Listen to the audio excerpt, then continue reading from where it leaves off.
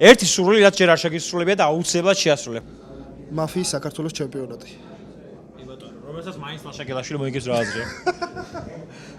ჩემი ყველა ბაკეტლისტი. ბაკეტლისტში რაც არის, ყველაფერი შესრულებული მაქვს. სახლის ყიდვა მინდა ძალიან არა, წელს ვერ ვიყიდი ალბათ. შენ ხო გააქვს სახლი? აი, ჩემი ნაყიდი არ არის. ვინ იყიდა? დედაჩემის ბაკეტლისტში ვცხოვრობ. შენ ხო დედიზერდა ხარ? ხო, მე რა. ჩემი აი რაღაც ერთი სურვილი, რასაც აუცილებლად აისრულებ შენ ცხოვრებაში და ჯერ არ აგისრულებია. ჩემი დაწყებული საილუზიო შოუ, რომელიც პირველად ჩატარდა საქართველოში, შენ ხარ ნამყოფი. ძალიან კარგი იყო.